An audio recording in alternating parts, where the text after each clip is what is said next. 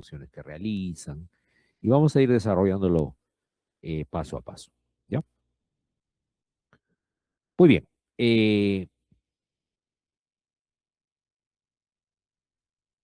Entonces, vamos a empezar con definiciones, ¿no?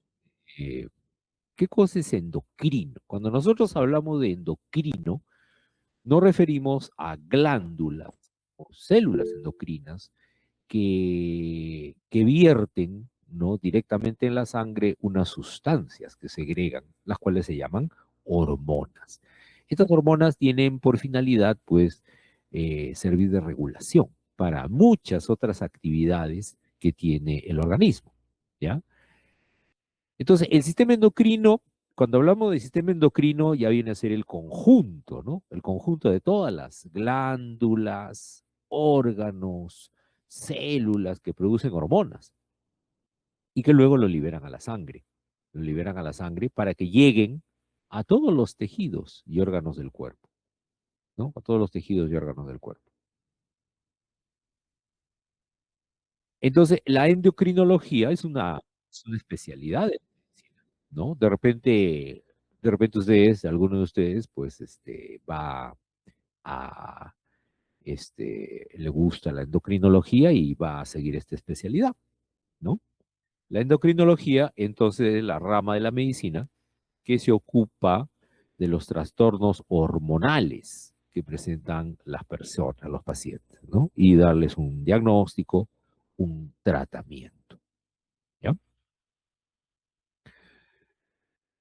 Ok, entonces, las hormonas, ¿qué cosas son? Son mensajeros químicos, ¿no?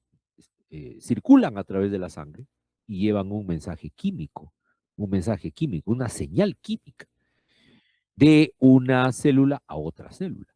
Le lleva un mensaje, una orden para que cumpla, ¿no? Entonces, siempre las hormonas estar circulando, siempre, ¿ya? Y por concepto general, ¿no? Concepto general, es que las hormonas siempre van a actuar sobre tejidos distantes, ¿no? Por ejemplo, una hormona que se produce en la hipófisis actúa a distancia sobre la glándula suprarrenal, por ejemplo, ¿no? ¿Ok? Pero lleva un mensaje, lleva un, ¿ok? Eh, las múltiples actividades de la célula, los tejidos y los órganos del cuerpo están pues coordinados mediante mensajeros químicos. O sea, prácticamente nosotros tenemos hormonas prácticamente para regular todas las funciones, todas las actividades que realizan las células. O sea, básicamente es un sistema regulador, junto con el sistema nervioso, ¿no? Por eso que ahora se habla del sistema neuroendocrino, ¿no? Porque ambos sistemas son el sistema nervioso como el sistema endocrino. Pero hay diferencias, ¿no? Por ejemplo, el sistema nervioso tiene acción más rápida, ¿no? Su respuesta es más rápida, pero en lo que es el tiempo, su acción es más corta, ¿ya? En cambio, las hormonas tienen un efecto más lento, ¿no? Aparecen más tardíamente, no es tan rápido la acción de una hormona, pero su efecto es más duradero, ¿no? Entonces, ¿qué tipo de mensajeros químicos vamos a encontrar nosotros eh, en el organismo? Pueden ser neurotransmisores, pueden ser hormonas endocrinas,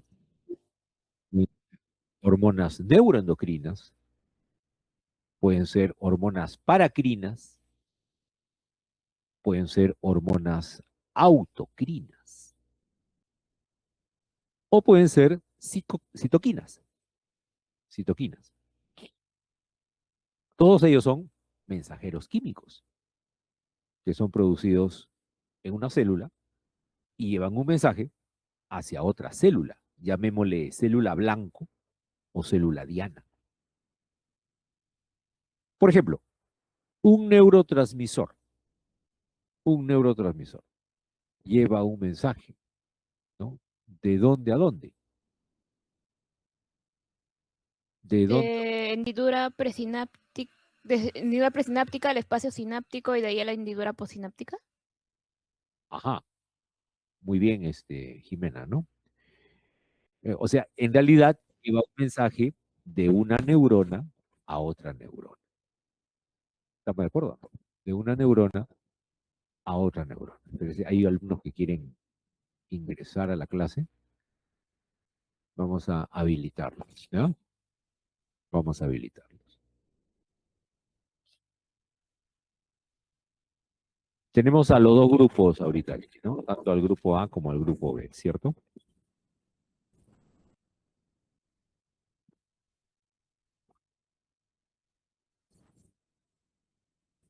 Ok.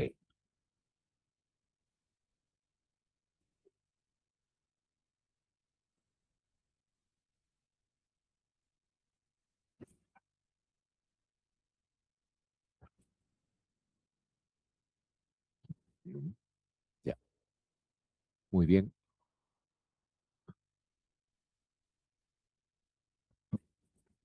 Bueno, entonces hay neurotransmisores, ¿no? Neurotransmisores. Vamos a poner aquí en, espérense, vamos a poner en presentación.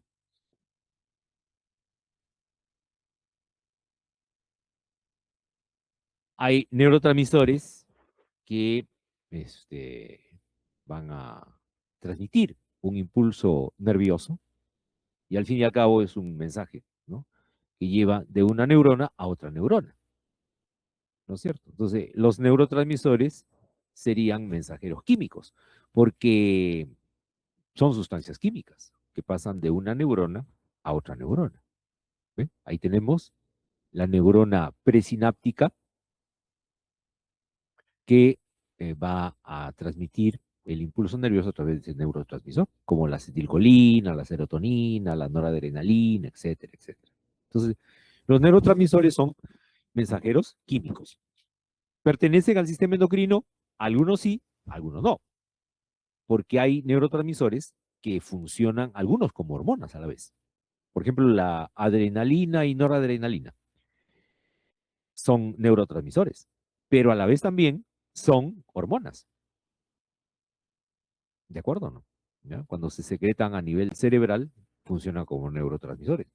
Y cuando los segrega la glándula suprarrenal, funcionan como hormonas. ¿De acuerdo? Las hormonas endocrinas son las típicas que vamos a estudiar. Son sustancias que tienen diferente estructura química, ¿no? Pueden ser proteínas, pueden ser esteroides, pueden ser péptidos, pueden ser aminas, etcétera. Pero el denominador común de todas las hormonas endocrinas es que viajan por la sangre. Viaja por la sangre. O sea, no existe ninguna hormona que no viaje por la sangre. Todas viajan por la sangre. ¿Ok? Son segregadas por una célula endocrina que puede estar ubicada en un tejido, en un órgano, etcétera. En realidad el sistema endocrino pues está diseminado por todo el organismo y todo aquello que produzca hormonas pertenece al sistema endocrino. ¿De acuerdo o no?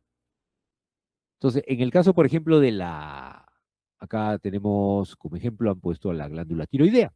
Entonces, un folículo de la glándula tiroidea es una glándula endocrina que ya vamos a estudiar, que está ubicada en la parte anterior del cuello, ¿no? En la parte anterior del cuello, ¿ok? Y miren, la función de la célula tiroidea es producir una hormona. Bueno, produce varias hormonas, las hormonas tiroideas. Estas hormonas tiroideas luego van a salir a almacenarse en el coloide y luego van a pasar a la circulación. Hormonas neuroendocrinas son aquellas que se producen en una neurona, pero no pasan a otra neurona, sino que de la neurona pasan a la sangre. ¿De acuerdo o no? Pasan a la sangre. Entonces se consideran hormonas neuroendocrinas. ¿Ya? Ahí está, una hormona que pasa luego a circular en la sangre. Hormonas paracrinas, ¿cuáles son?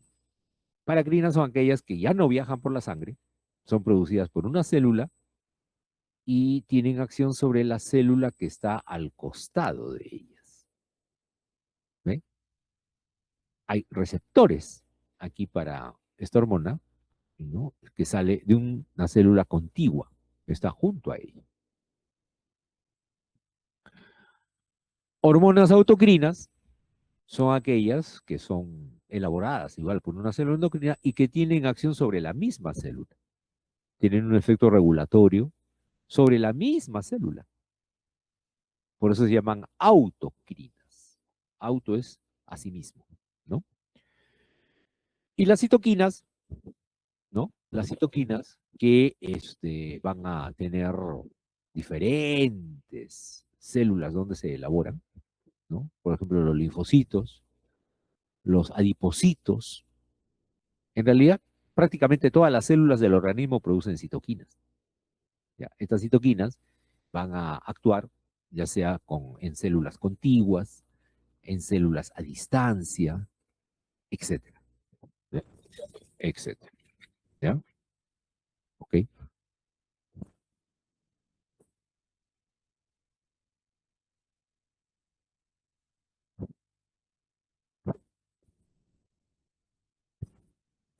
Vamos a empezar.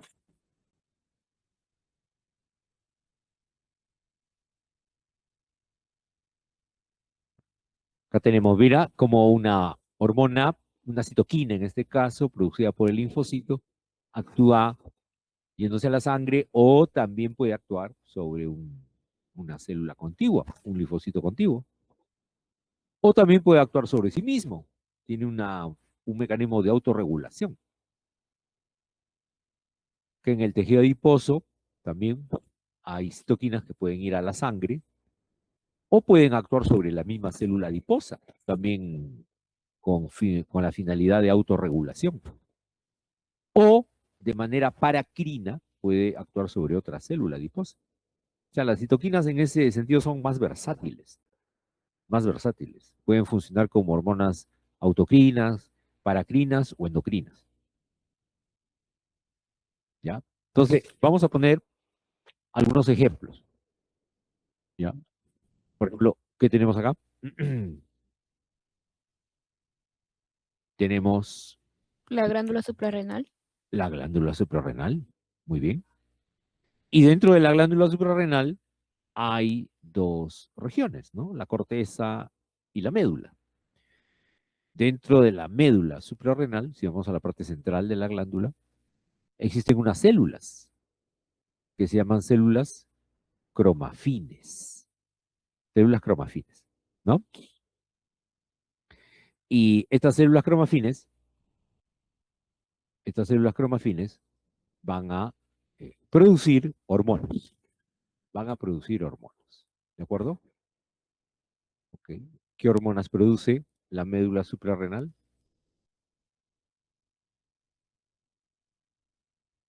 A ver, ¿quién sabe? ¿Qué hormonas produce la médula suprarrenal? ¿Mm? ¿Nadie?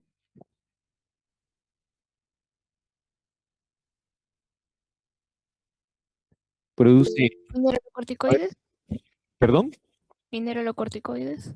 mineralocorticoides. No. ¿El cortisol? Cortisol. Tampoco. Adrenalina. Ahí está. Claro, pues acá está escrito, mira, ¿ve? Ahí está. No lo habían visto en la diapositiva. Adrenalina. ¿De acuerdo o no? Ahí está. Produce adrenalina. Y hay otra más. Otra. Noradrenalina.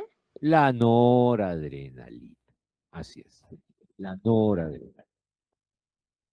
¿Ok? Esas se llaman, las dos juntas, ¿cómo se llaman? Adrenalina y noradrenalina. Las dos juntas, ¿cómo se llaman? Hormonas neurotransmisoras.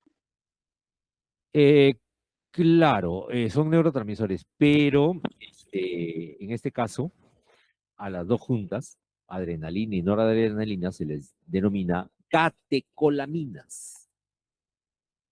catecolaminas. ¿Ya? Así se les llama a las dos juntas. ¿Ya? Ok, hay algunos que quieren ingresar a la clase. Muy bien.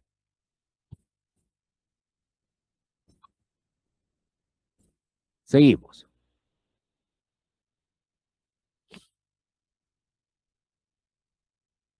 Bueno, entonces, la médula suprarrenal sufre la acción del sistema simpático.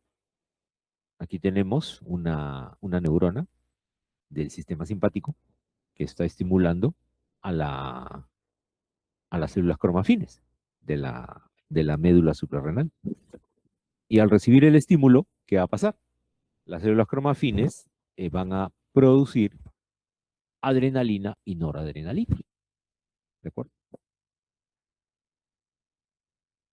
Y luego, estas dos hormonas van a salir hacia la circulación sistémica y van a llegar a todos los órganos del cuerpo, hacia el corazón, hacia los pulmones, hacia el intestino, hacia los bronquios, hacia el cerebro, produciendo sus múltiples acciones, ¿no? Por ejemplo, a nivel del corazón, la adrenalina acelera la frecuencia cardíaca, aumenta la fuerza de contracción.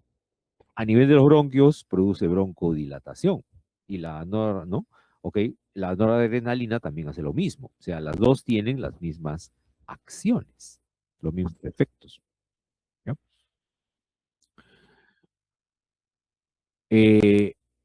Hormonas neuroendocrinas, ¿cuáles eran?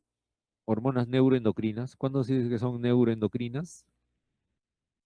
ACTH. Ya. No, pero antes de dar ejemplo, ¿cuándo decíamos que una hormona es neuroendocrina? Cuando las neuronas se dirigían a la sangre. Cuando las hormonas... Secretadas por el lóbulo neuroendocrino de la hipófisis. Ya, a ver. Vamos a aclarar algunos conceptos. Hormona endocrina es cuando es producida por una glándula endocrina, una célula endocrina y es vertido hacia la sangre. Hormona neuroendocrina es cuando es elaborada por una neurona. ¿Ok? Es elaborada por una neurona y luego sale a la sangre. ¿Estamos de acuerdo o no? ¿Ya? ¿Ok? Hay que hacer esa diferenciación. Ejemplo, en el hipotálamo, ¿no? En el hipotálamo hay núcleos, ¿no? Núcleos cerebrales. Y uno de ellos es el núcleo supraóptico, que lo vamos a mencionar muchas veces en el sistema endocrino. El núcleo supraóptico produce una hormona.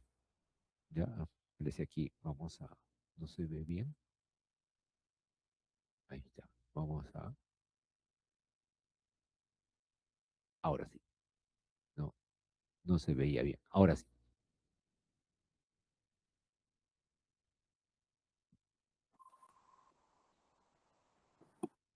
ya está. Entonces, en el núcleo supraóptico, fíjense, del hipotálamo se produce una hormona. ¿Cómo se llama? Oxitocina. Oxitocina.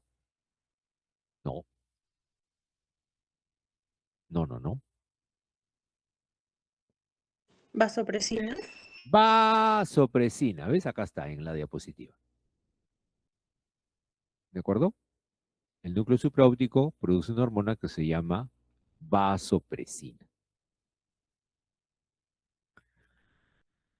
Y no producía la hormona antidiurética.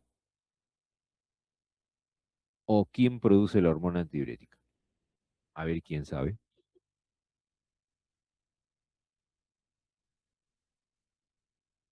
Neurohipófisis. Ariana, ¿no? O Mura. En realidad, la antidiurética solamente se almacena en la neurohipófisis y luego de ahí se segrega, pero no se elabora en la neurohipófisis. ¿En el hipotálamo? ¿La vasopresina no era sinónimo de hormona antidiurética? Perdón, Jimena, a ver, Jimena. ¿La hormona antidiurética y la vasopresina no eran sinónimos? Muy bien, así es, así es. Decir hormona antidiurética o vasopresina es lo mismo, ¿de acuerdo? ¿Ya? Para que no se confunda. ¿Ok? Muy bien. Seguimos. Entonces, la vasopresina, o ya hemos visto que también se llama hormona antidiurética, podemos ponerlo acá para que no se confunda, ¿ya? ¿Qué les parece? ¿Ya? Vamos a agregar esto.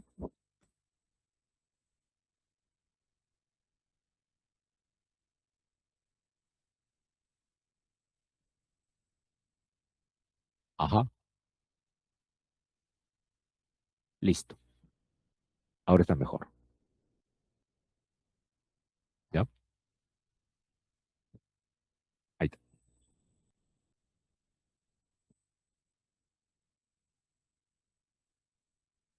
Entonces, a la vasopresina también se le llama, ¿cómo se le llama? ADH, que es la abreviatura de hormona antidiurética, ¿ya? Cuyo efecto es ir al riñón y reabsorber agua, ¿no? Reabsorber agua. Una vez que se produce una vez que se produce la ADH en en el núcleo supraóptico, viaja por las terminales axónicas de estas neuronas del núcleo supraóptico y llega hasta la neurohipófisis. ¿Ya? La hipófisis tiene dos partes, ¿se acuerdan? La parte anterior es la adenohipófisis y la parte posterior es la neurohipófisis. ¿De acuerdo? Neurohipófisis. ¿Ya? En la neurohipófisis, en la neurohipófisis tenemos hormonas, pero que no se producen ahí, solamente se almacenan. Es el caso de la ADH o vasopresina y el otro es el de la oxitocina. ¿Ya? Y cuando el organismo lo necesita, son segregadas hacia la circulación y salen, ¿no? Salen de la hipófisis hacia, en el caso de la hormona antidiurética, ¿a qué órgano se dirige? A ver, por la sangre, ¿hasta qué órgano llega? ¿Hasta La los riñones? hasta los riñones. Muy bien, Irma, ¿no? Irma Chávez. Hasta los riñones. En los riñones, a nivel del tubo colector, ¿no? Que es la parte final del nefrón, túbulo distal y túbulo colector, existen unos transportadores de agua que se llaman acuaporinas. Acuaporinas. Y existe la acuaporina P1, que es la en la cual actúa mejor la ADH. ¿Qué hace la ADH? Llega y apertura esta acuaporina. Porque normalmente cuando no hay ADH está cerrada. Está cerrada. Llega la ADH y se abre. Y al abrirse, ¿qué ocurre? El agua que está yéndose con la orina, acá en el centro se está yendo con la orina, se reabsorbe hacia la sangre. Se recupera hacia la sangre. ¿Ok? Entonces, de esa manera, ahorramos agua. Esa es la acción de la hormona antidiurética. ¿Ok? Y en la adenipófisis, a ver quién me dice, en la adenipófisis, ¿qué hormona se produce? Las somatotropinas, las gonadotropinas y... Ay, Ya, muy bien, Jimena. también está la prolactina Ah, y... muy bien, muy bien. Me olvidé el resto. No te preocupes, está muy bien. Jimena dice que se produce la somatotropina, las gonadotropinas, la prolactina también, ¿no? Y otras más que ahorita vamos a ver. Jimena, la somatotropina, bueno, ese término ya no se usa mucho, es un término antiguo, ¿no? Ahora más se le llama hormona de crecimiento, ¿ya? GH, hormona de crecimiento. Pero si tú revisas libros antiguos, se le denomina, pues, somatotropina, somatotropina, ¿ya? Uy, uy, esto se desconfiguró. A ver,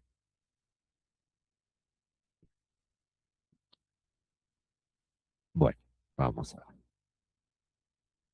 Se me fue una tecla. Ok, Entonces, en la hipófisis vamos a revisar rápidamente a manera de introducción, porque ya cuando cuando lleguemos a la clase de hipófisis, ahí vamos a estudiar con más detalle, ¿no? Más detalle estos temas. Dentro, si vemos al microscopio, dentro de la hipófisis hay una gran cantidad de células endocrinas.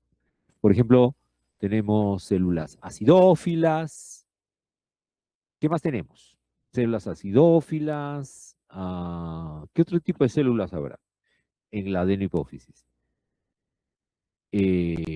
Células alfa, ¿no? Tenemos células beta, células delta, células gamma, ¿no? Por ejemplo, las células acidófilas, ¿qué cosa producen? ¿Están siguiendo la diapositiva o no, Juan? Las células acidófilas, ¿qué cosa producen? Hormona de crecimiento. La hormona de crecimiento, o sea, la GH, ¿no? Growth hormone, o sea, hormona de crecimiento. Y es vertida hacia la circulación. ¿De acuerdo? Se vierte hacia la circulación. Y llega ¿hasta dónde? Hasta sus tejidos efectores. Toda hormona tiene tejidos efectores sobre los cuales va a actuar, ¿no? En caso de de la hormona de crecimiento llega al hígado. Y en el hígado va a estimular la producción de otra hormona que se llama somatomedina C, que también ya lo vamos a estudiar. ¿Ok? Bueno, solamente como ejemplo. Entonces, los múltiples sistemas hormonales del cuerpo intervienen en la regulación de casi todas las funciones del organismo. O sea, básicamente las hormonas tienen efecto regulatorio, pero ¿regulación sobre qué? Sobre muchas actividades. Por ejemplo, sobre el metabolismo, sobre el crecimiento, sobre el desarrollo, ¿no? Sobre el equilibrio hidroelectrolítico, sobre la reproducción, ¿no? Sobre el comportamiento. Ahora vamos a hacer un review, vamos a hacer un review, un repaso general de todas las hormonas que vamos a estudiar en el capítulo. ¿Qué les parece? ¿Está bien?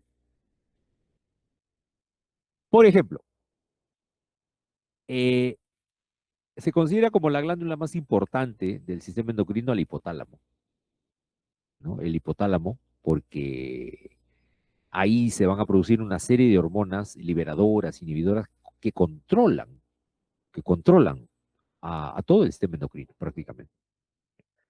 Entonces, como es un ente regulador, un ente que controla todo el sistema endocrino, por eso se le considera al hipotálamo como la glándula endocrina más importante. Dentro del hipotálamo, fíjate cuántas hormonas se producen, 6 hormonas, ¿no? Algunas son liberadoras y otras son inhibidoras, pero la mayoría son liberadoras. Tenemos la hormona liberadora de tirotropina. Uy, acá hay un error de tipeo. Espérense, vamos a arreglar esto. ¿Ya?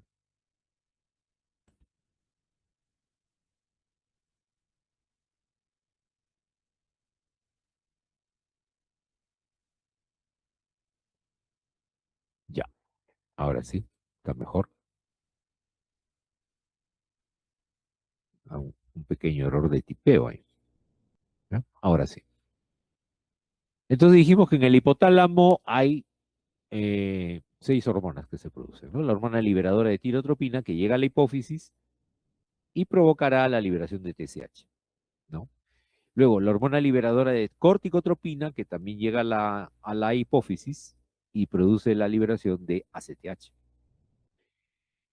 En tercer lugar tenemos la hormona liberadora de la hormona de crecimiento, que también llega a la hipófisis y produce la liberación de hormona de crecimiento. ¿Sí? ¿Ok? ¿Me escuchan bien, jóvenes? Hola. Sí. Sí se escucha bien, ¿no? Ya. Luego tenemos la hormona inhibidora de la hormona de crecimiento. Hay una que estimula y otra que inhibe. La hormona inhibidora se llama somatostatina. La siguiente de la hormona liberadora de gonadotrofinas, que produce la liberación de FSH, LH. Y tenemos finalmente el factor inhibidor de prolactina, que inhibe a la dopamina. La hipófisis, bueno, en la adenohipófisis hemos visto que se produce la hormona de crecimiento, la hormona TSH, hormona tiroestimulante, la corticotropina o ACTH, la prolactina, la hormona estimulante del folículo, la FSH, y la hormona luteinizante, que es la LH. ¿No? Y en la neurohipófisis, ¿cuántas hormonas se elaboran? Acá aparecen dos, pero en realidad ninguna de las dos se produce en la neurohipófisis. Por eso que hay un asterisco, ¿ya? Un asterisco. ¿Qué significa? Que aquí solamente se almacenan, más no se producen. ¿Estas hormonas dónde se elaboran? En el hipotálamo. ¿Ya? ¿Cuáles son? La hormona antidiurética o vasopresina, ya lo dijimos, y la oxitocina. Que la oxitocina regula las contracciones uterinas durante el parto en la mujer. Luego tenemos la glándula pineal. La glándula pineal, que es el tercer ojo que le llaman, produce una sola hormona, la melatonina, que regula el ciclo de sueño-vigilia, ¿no? O sea, nos hace dormir en la noche y nos despierta en la mañana. ¿Qué más tenemos? La glándula tiroides. La glándula tiroides que produce tres hormonas, la T4 o tiroxina, la T3 o triotironina y la calcitonina. Calcitonina. ¿Cuántas hormonas hasta el momento van? Si contamos todas las hormonas que estamos mencionando, ¿cuántas hay hasta el momento? 18.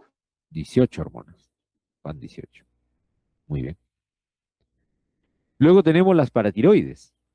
Las paratiroides que producen una sola hormona, la hormona paratiroidea o PTH, que básicamente regula el metabolismo del calcio y el fósforo.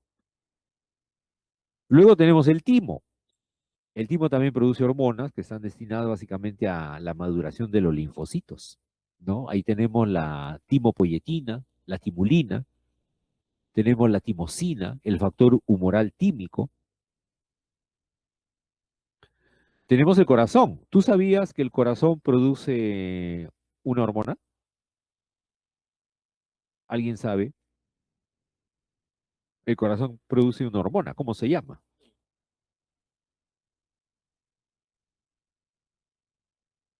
¿Alguien sabe?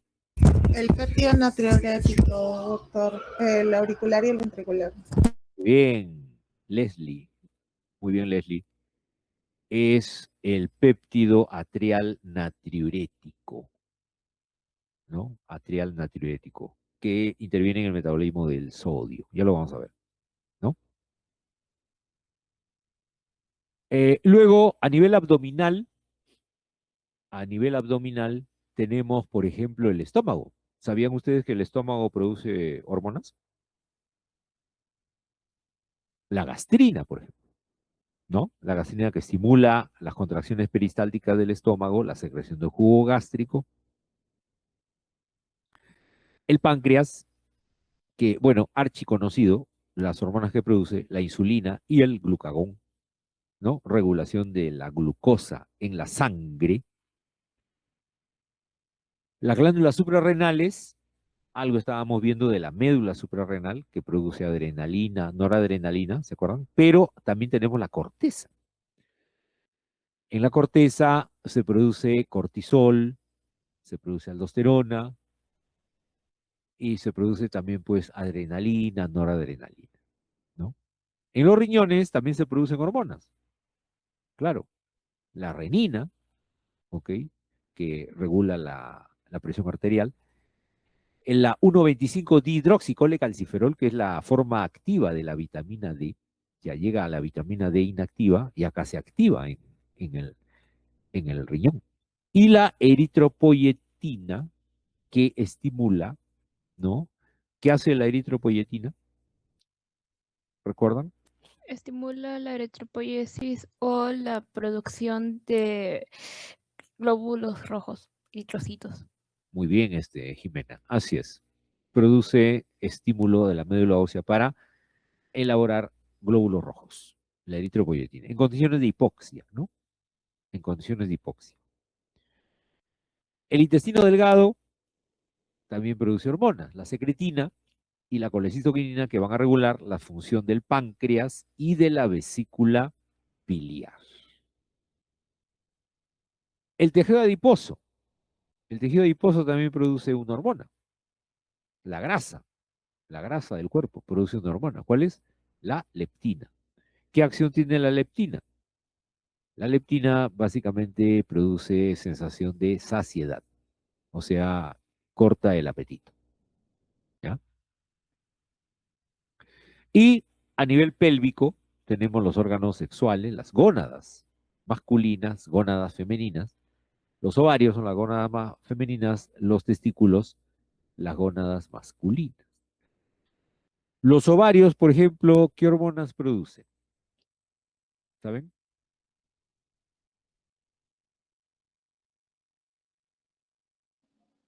Estrógenos y progesteronas. Muy bien. Estrógenos y progesterona. Muy bien. ¿Y los testículos? ¿Qué hormona producen? Ahí está, la testosterona. ¿No? La testosterona. ¿Cuántas hormonas van hasta el momento? En total, 39. 39 hormonas. Imagínate. Y también tenemos a la placenta. Claro que, bueno, usted dirá, pero la placenta no siempre está, pero cuando está presente en el embarazo de una mujer, produce hormonas. Por ejemplo, la gonadotrofina coriónica humana, la somatomamotropina humana, también aparte de estrógenos y progesterona. Entonces llevan 41 hormonas. 41 hormonas. ¿De acuerdo? Y bueno, acá tenemos un cuadrito donde vamos a resumir, ¿no? Todas las funciones principales de las hormonas. Por ejemplo, la hormona liberadora de gonadotrofinas, la hormona liberadora de hormona de crecimiento, la hormona inhibidora de la hormona de crecimiento, la hormona liberadora de tirotropina, todas estas hormonas se producen pues a nivel del hipotálamo, ¿no? La hormona liberadora de la hormona de crecimiento estimula y la inhibidora inhibe. ¿A quién? A la hormona de crecimiento, ¿no? Tenemos una hormona producida en el hipotálamo que actúa sobre otra hormona producida en la hipófisis. Su función estimula el crecimiento corporal. A nivel del hígado, estimula la secreción de IGF-1, que es el factor parecido a la insulina, ¿no? O factor de crecimiento insulínico de tipo 1. Estimula la lipólisis. Inhibe la acción de la insulina. Por eso que la hormona de crecimiento tiene un efecto diabetógeno. Efecto diabetógeno. Porque va a elevar la glucosa en la sangre. Eleva la glucosa en la sangre. Es hiperglicemiante. Hiperglicemiante. ¿Ok? No estimula el crecimiento directamente, a pesar que es un nombre de las hormonas del crecimiento, pero lo hace a través de la secreción de IGF-1. Quien va a actuar luego sobre los huesos, los músculos, es el IGF-1. ¿Ya? Y sufre un fenómeno de retroalimentación negativa. Retroalimentación negativa. ¿Alguien sabe qué cosa significa retroalimentación negativa? Que el mismo ligando que el ligando mismo actúa como inhibidor de su producción. Más o menos. No exactamente. A menor estímulo, mayor producción, y a mayor estímulo, menor producción. Ajá, eso está mejor. A mayor estímulo, ¿no? A mayor estímulo, o sea, por ejemplo, si lanzamos mayor cantidad de hormona de crecimiento a la sangre, entonces la respuesta sería una disminución, ¿no? Para que ya no se siga produciendo más esa hormona, ¿no? De esa manera se regula, ¿no? Y cuando está muy baja, se estimula. Cuando está muy baja, se estimula para que aumente su producción. O sea, lo que se busca es normalizar siempre la síntesis de una determinada hormona, ¿no? La hormona liberadora de corticotropina, la hormona liberadora de corticotropina, estimula, es producida en el hipotálamo, estimula la hipófisis responde produciendo ACTH, corticotropina. Y esta ACTH estimula a la glándula suprarrenal,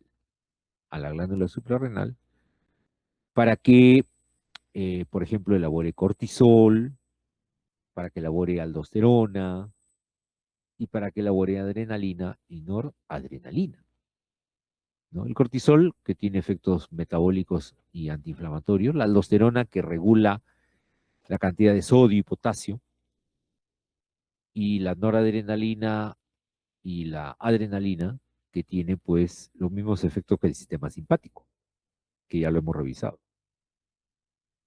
La TRH es otra hormona producida en el hipotálamo, estimula la producción de TSH o tirotropina por parte de la hipófisis.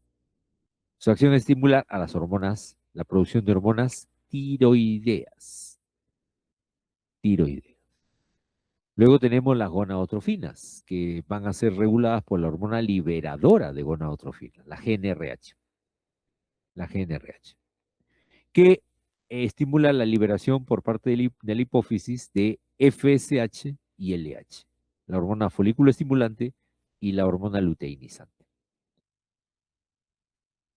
¿Qué hace la FSH? Estimula el desarrollo de los folículos ováricos y también sufre un proceso de retroalimentación negativa.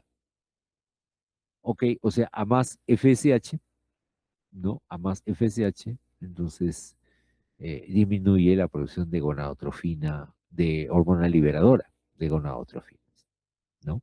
Y los estrógenos, ¿no? La función de la FSH es estimular a los folículos ováricos y también estimularlos para que produzcan estrógenos. El incremento de estrógenos disminuye la producción de GnRH y de FSH. Y la LH, hormona luteinizante, también va a estimular la producción de estrógenos, va a estimular la producción o la aparición de los caracteres sexuales secundarios en un adolescente, ¿no? La progesterona estimula la secreción de leche por parte de la mujer embarazada, en la parte final del embarazo, y todo el aparato secretor de la mama, ¿no? Doctor, una consulta. En el caso de la prolactina puntualmente, es una retroalimentación negativa al momento que se forma, pero cuando es la lactancia, o sea, el bebé a más succión hay más prolactina y hay más producción de leche. ¿Ahí no sería una retroalimentación positiva? Bueno, la prolactina no hace que la leche salga de la glándula mamaria. O sea, la función de la prolactina ya termina con la producción de leche, pero quien hace que salga la leche de la glándula mamaria es la oxitocina. O sea, a mayor succión, ahí sí, a mayor succión del bebé, ¿no? En el pezón para que salga leche, el estímulo es sobre la oxitocina, ¿ya? Sobre la oxitocina. ¿Estamos de acuerdo, Leslie? ¿Ya? Sí, interesante, por eso justo le consultaba. Sí. La prolactina hace que la leche se produzca en la glándula mamaria, pero no hace que salga. Quien hace que salga es la oxitocina, porque la prolactina actúa sobre los acines mamarios donde se elabora la leche. Pero la oxitocina actúa sobre las células mioepiteliales, que son unas células que rodean a los acines mamarios y se contraen. Y al contraerse, hace que la leche salga. ¿Ya? Eso lo vamos a estudiar también cuando hagamos la clase de gónadas masculinas y gónadas femeninas.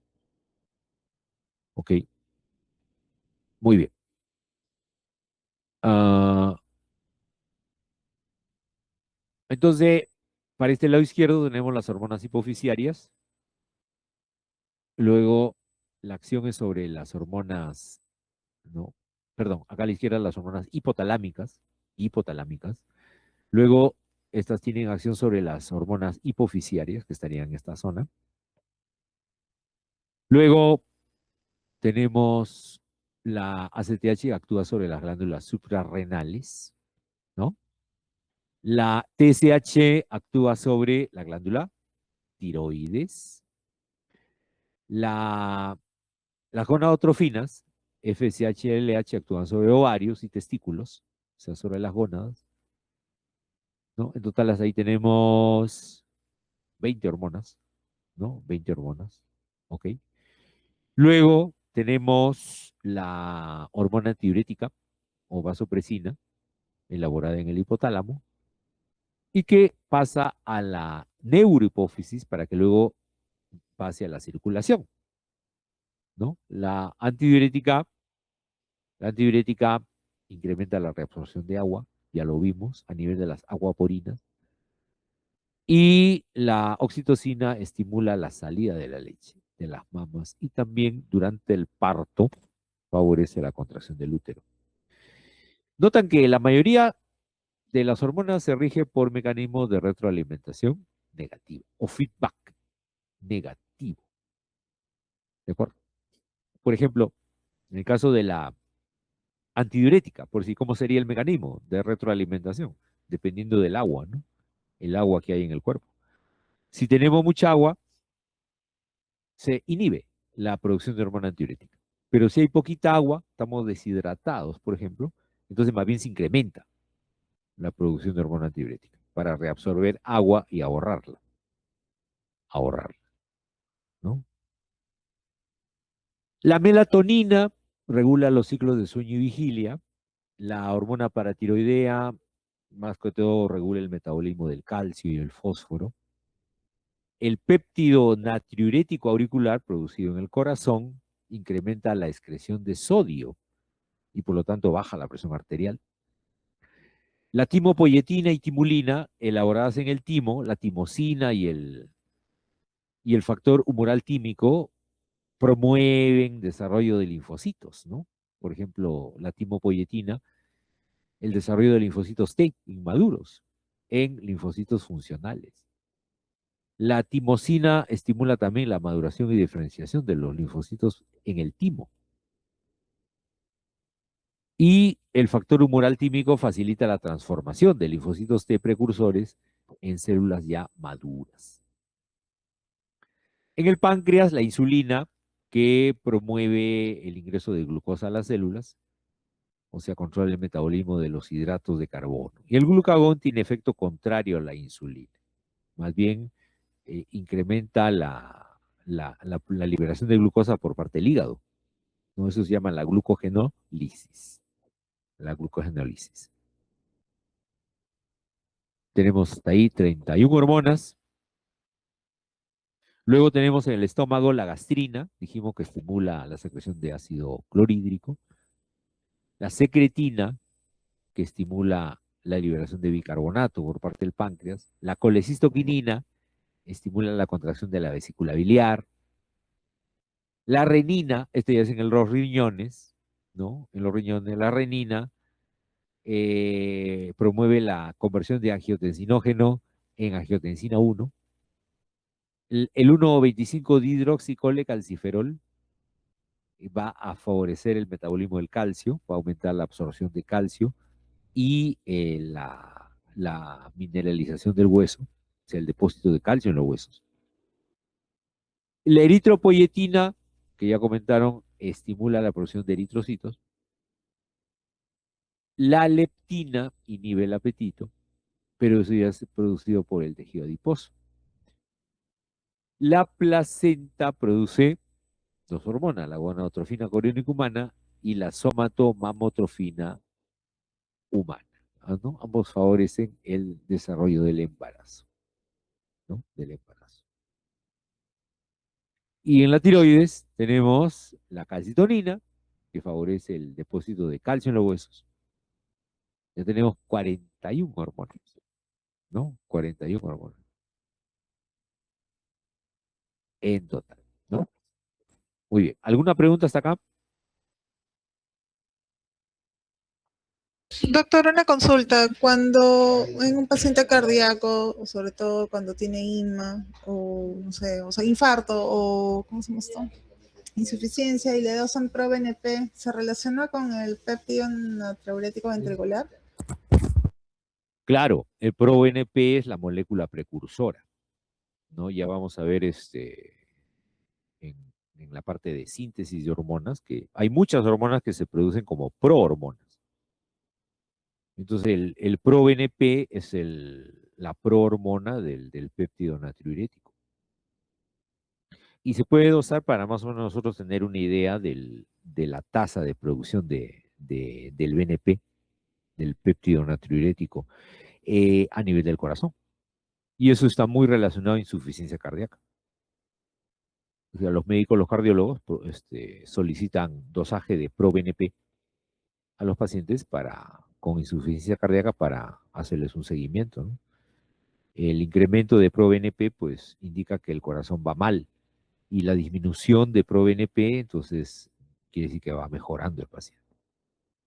¿Ya? ¿Ok? ¿Estamos de acuerdo, Leslie? Sí, doctor, muchas gracias. Ok. Muy bien. Entonces, hemos visto generalidades del sistema endocrino. Ya, vamos a ver ahora. Vamos a continuar.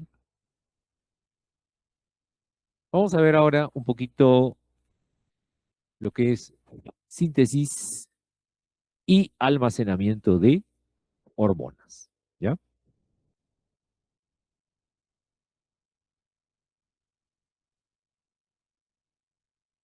Ah, bien.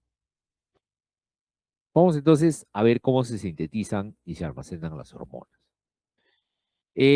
Empezar porque hay tres tipos químicamente hablando, hay tres tipos de hormonas. ¿Cuáles son?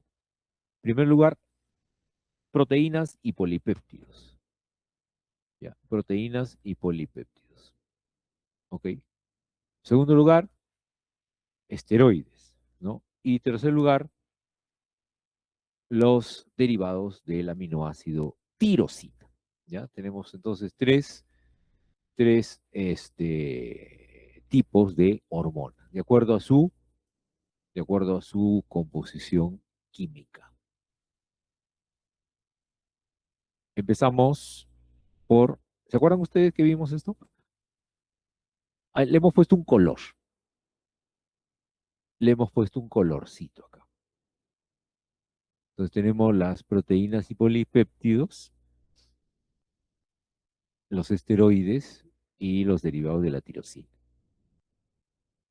¿No? Ahí está. ¿Ves? Este es el cuadro que vimos y ahora le ponemos un colorcito. Mira, observa. Bueno, ahí está.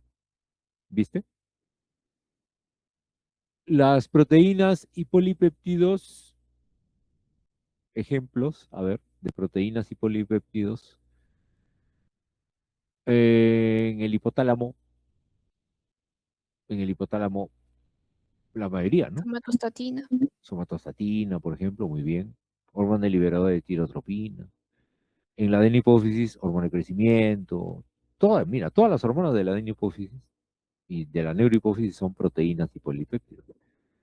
En la paratiroides también, en la tiroides la calcitonina, en el timo, todas las hormonas. En el corazón, el péptido natriurético también es un péptido. En el estómago, la gastrina, en el páncreas, en el intestino, en el tejido adiposo, todos son proteínas o polipéptidos. Esteroides, a ver, ejemplo de esteroides.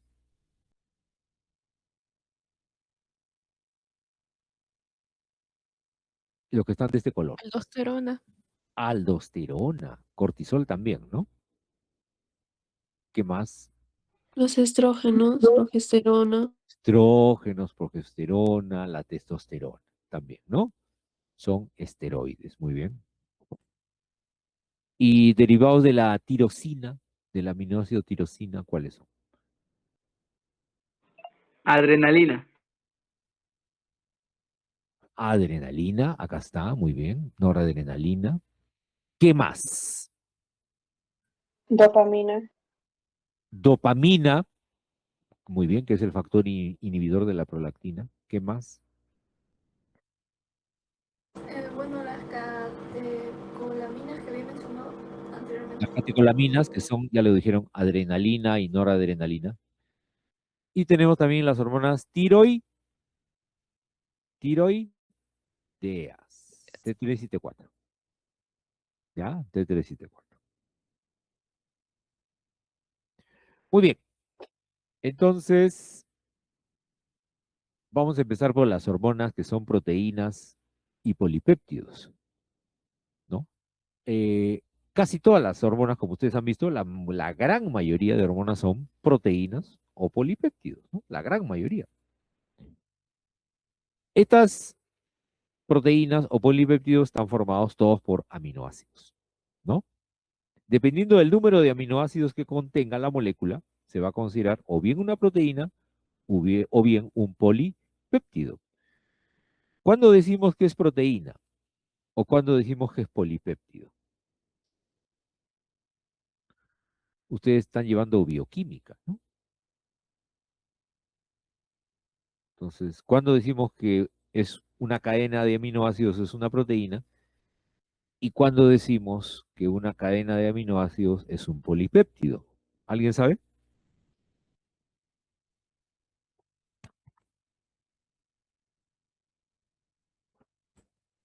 ¿Nadie?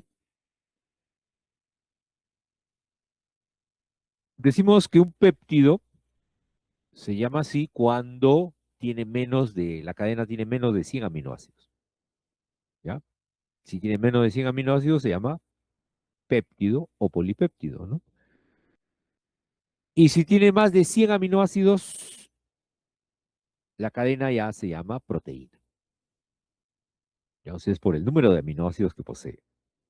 Doctor, una consulta. ¿Y también podría considerarse una diferencia entre la misma estructura de de la sustancia? Por ejemplo, una proteína ya sería cuando ya tiene una conformación, una estructura más helicoidal o cuando ya presenta ciertos plegamientos que generalmente son proteínas de tercero o de cuarto nivel. En cambio, cuando su ordenamiento, su estructura es más sencillo, podríamos considerarlo una cadena de polipéptidos. Por la estructura sí, sí, pero no olvidar que los polipéptidos pueden tener una estructura solamente primaria o secundaria, ¿no? Porque son más simples, ¿no? Como tú dices. Pero a pesar de ello tienen una función. Tienen una función. Y una proteína, también hay proteínas simples, que solamente tienen estructura primaria y secundaria, no tienen estructura terciaria ni cuaternaria, pero a pesar de su estructura simple, cumplen una función importante. Claro que también hay proteínas complejas, ¿no? Que tienen estructura cuaternaria, como la hemoglobina, por ejemplo, que también tienen una función. O sea, más que por el número de aminoácidos, es por la función que cumplen, ¿no? También es otra forma de clasificarlos, pero ahí no podemos distinguir, porque hay proteínas que sí tienen función biológica y hay polipéptidos que también tienen función biológica. O sea, por ahí no está la diferencia. La diferencia está únicamente en el número de aminoácidos. Uno es más grande, la proteína es más grande y el polipéptido es más chico. Nada más. Con decirte, Leslie, que hay una molécula que solo tiene 3 aminoácidos, solamente 3. Hemos dicho que menos de 100 aminoácidos es un polipéptido, es un péptido, y más de 100 es una proteína. Entonces, si yo digo que hay una molécula que tiene 3 aminoácidos, ¿qué cosa es? Un polipéptido. Ni siquiera polipéptido. Bueno, Un péptido. péptido, Es un mini péptido, ¿no? un Claro. micropéptido. Sería un micropéptido porque solo tiene 3 aminoácidos. Y ese es el caso de la hormona, ahí lo están viendo ustedes en la diapositiva, ¿no? ¿Ven que hay 3 aminoácidos? Mira, 1, 2, 3. Solo 3 aminoácidos tiene. Y es una hormona. se llama la hormona liberadora de tirotropina, que es producida en el hipotálamo. Función importantísima, porque esta hormona liberadora de tirotropina se va a la hipófisis y estimula la producción de TSH. Importantísima. A pesar que solo tiene 3 aminoácidos. ¿De acuerdo? Claro que hay también proteínas, ¿no? Por ejemplo, grandes, ¿no? Por ejemplo, acá mira, cada cuadradito es un aminoácido. Desde que tenía solamente 3, pasamos a esta otra hormona que mira, ¿cuántos aminoácidos tiene? Uf, tiene más de 200 aminoácidos. ¿Se dan cuenta? La hormona de crecimiento, por ejemplo. La hormona de crecimiento tiene más de 200 aminoácidos. Entonces es una proteína grande. Pero también tiene funciones. ¿Ves? Todos tienen función. Tanto los péptidos, los polipéptidos, las proteínas, todos tienen función. Entonces, la diferencia es básicamente el número de aminoácidos. Número de aminoácidos. ¿De acuerdo? Y bueno, las hormonas, pues, ya sean chiquitas, grandes, todas las hormonas circulan, ¿dónde? En la sangre. ¿No es cierto? Salen a la sangre. La hormona liberadora de tirotropina, por ejemplo, es producida en el hipotálamo, sale a la sangre. La hormona de crecimiento, ¿dónde se produce? Vamos, jóvenes. La hormona de crecimiento, ¿dónde dijimos que se produce? ¿Hipotálamo? En el hipotálamo. No. ¿Cómo que en el hipotálamo? De mi hipófisis. En la hipófisis. Yanela, muy bien. En la hipófisis, en la adenipófisis, en las células acidófilas, ¿se acuerdan? Muy bien. Entonces salen a la circulación, llegan a la célula efectora, a la célula blanco, donde tienen receptores. Ya vamos a hablar de receptores de hormonas. Pueden estar en la membrana, pueden estar en el citoplasma, pueden estar en el núcleo. La cosa es que estén en la membrana, donde estén, llevan un mensaje. Ese mensaje finalmente llega hasta el núcleo de la célula, hasta el ADN de la célula efectora y producen modificaciones, ¿no? El ADN sufre un proceso de transcripción y se convierte en ARN. Se convierte en ARN, ¿no? Y el ARN, mensajero, en este caso, llega hasta los ribosomas, ubicados en el retículo endoplasmático rugoso, ¿no? Y perdón, va a estimular la síntesis de proteínas. La síntesis de proteínas. ¿Ya? Ok. Esta proteína que se libera, primero es una prehormona. Algunas hormonas se liberan tal cual, otras se elaboran como prehormona. Esa prehormona va a sufrir digamos, un corte, va a sufrir un corte, se le saca una pequeña cadena de aminoácidos y eso ocurre en el retículo endoplasmático liso y se transforma en una prohormona. De prehormona pasó a ser prohormona, ¿no? En el retículo endoplasmático liso. Y luego esa prohormona sufre otro corte. Otro corte, le sacan un pedacito de aminoácidos, una cadena pequeña de aminoácidos, le sacan y, perdón, y se transforma en ya la hormona propiamente dicha.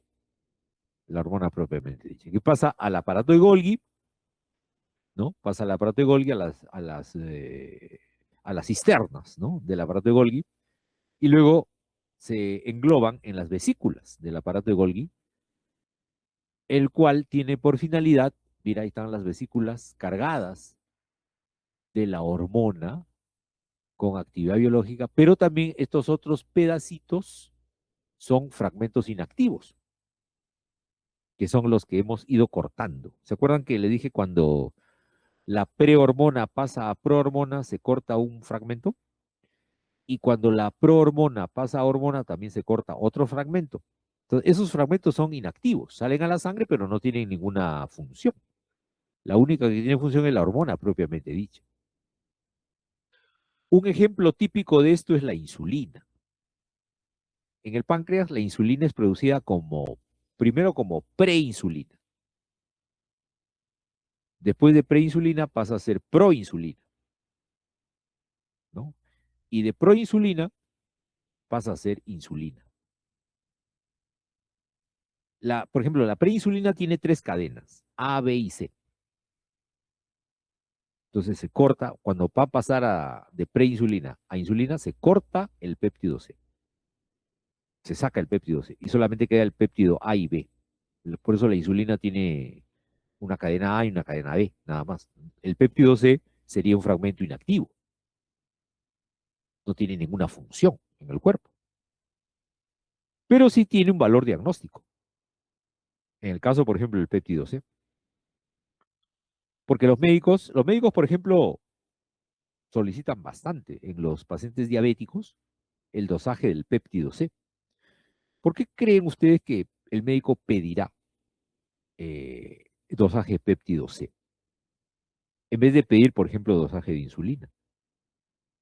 ¿Por qué? Porque indica que el total de insulinas, entre comillas, que se habría producido. La Claro, insulina podría muy bien. haberse, bueno, independientemente de lo que le pase a la insulina en sí, mientras más haya péptido C, más insulinas se habría hecho, que haya funcionado, no importa. Claro, claro, muy bien, Jimena, así es, efectivamente. Acá estamos, yo estoy anotando acá, jóvenes, aunque ustedes no lo crean, estoy anotando los nombres de los alumnos que están interviniendo, ¿no? Por ejemplo, Jimena Almeida Chávez, ¿no? Y esto va a representar un puntaje adicional, pues, Jimena, ¿qué te parece? Eso se llama un bonus plus en tu nota. ¿Qué te parece? ¿Ok? Bueno, como dice Jimena, efectivamente, ¿no?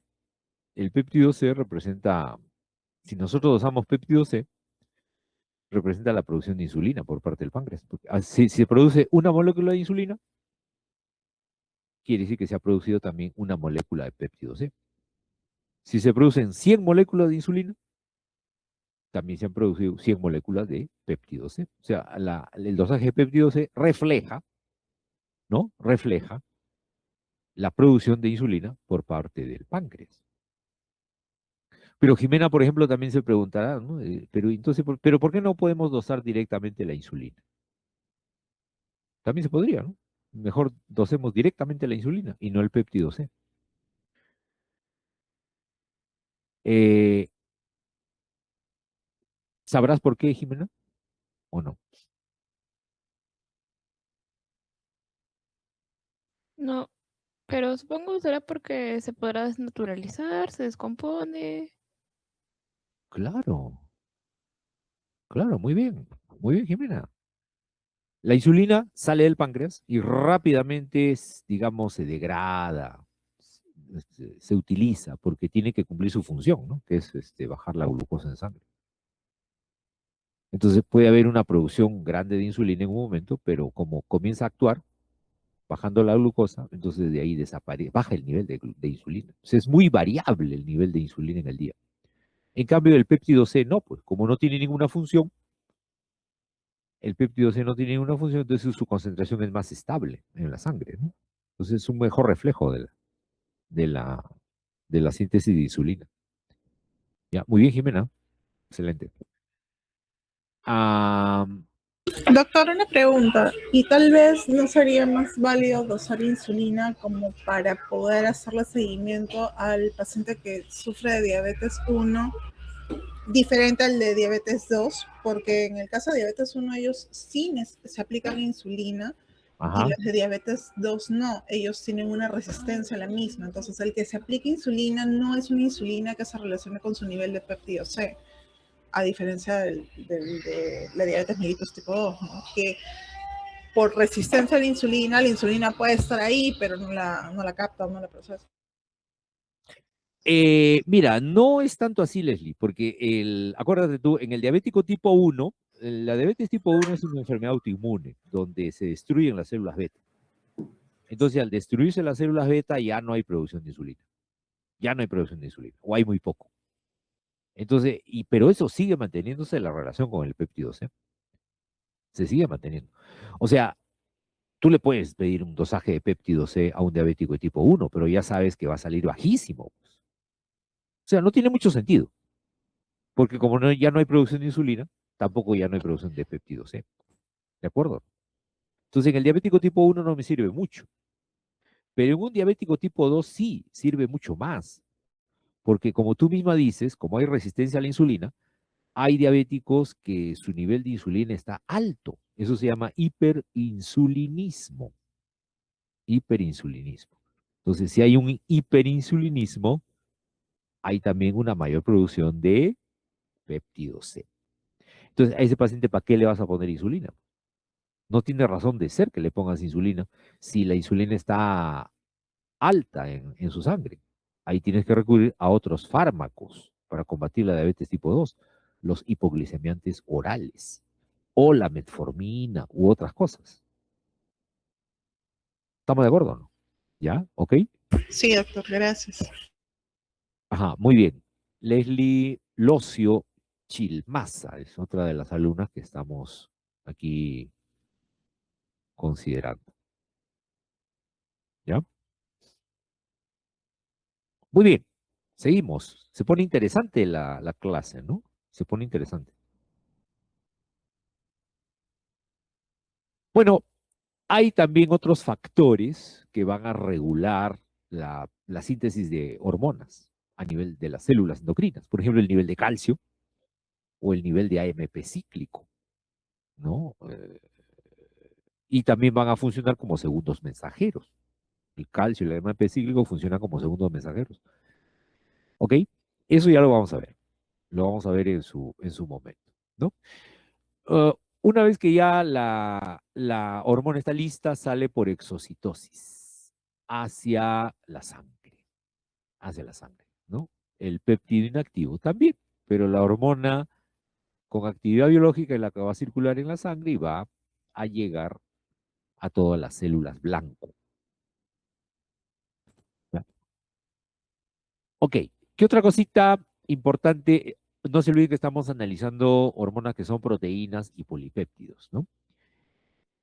Estas hormonas proteicas, como son hidrosolubles, no requieren transportador en la sangre. O sea, viajan libremente, sin transportador. Ahora, las hormonas esteroides. Las hormonas esteroides, que hace un momento vimos, por ejemplo, ¿se acuerdan qué hormonas eran esteroides? Los estrógenos y la testosterona. Leslie, muy bien, estrógenos, progesterona, testosterona, cortisol, aldosterona, ¿no es cierto? Todos los esteroides, eso sí, grábense los jóvenes, todos, absolutamente todas las hormonas esteroides de nuestro organismo provienen de una sola molécula que le da origen a todos ellos. ¿Cuál es? El, Colesterol. el colesterol. Muy bien. Todas, ¿ah? Todos los esteroides provienen del colesterol. Absolutamente todos. O sea, cortisol, aldosterona, lo que dijeron, ¿no? Estrógenos, progesterona, testosterona, todos provienen del colesterol. ¿Ya? Ese es un dato muy importante. El colesterol, hay dos tipos de colesterol. El colesterol exógeno y el endógeno, ¿no? El endógeno se produce en el hígado y el exógeno es el que entra con los alimentos, cuando te comes grasas, ¿no? De origen animal. Entonces, en el hígado, acá vamos a arreglar eso un ratito. Acá. Vamos a arreglar un ratito esto que está acá. Ya. A ver, otra cosita que esté mal. Yo creo que ahí todo está bien. Ya. Para que se vea mejor.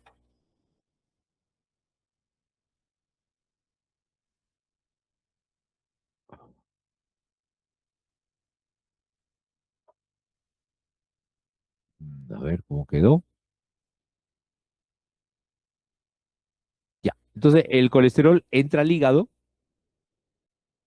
y con el colesterol, ¿qué cosa hace el hígado? Sintetiza las VLDL. Las VLDL. A ver quién sabe qué cosa es la VLDL. Very low density lipoproteins. ASU. In English, Jimena, in English. ¿Ya? A ver.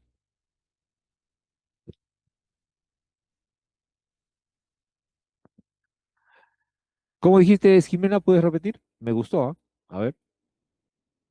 Very low density Low. lipoprotein. Very low density lipoprotein. Lipoprotein. Lipoprotein, ¿no? Muy bien, muy bien. O sea, lipoproteína de muy baja densidad, ¿no? Lipoproteína de muy baja densidad. VLDL. Rica en colesterol. Rica en colesterol, ¿no?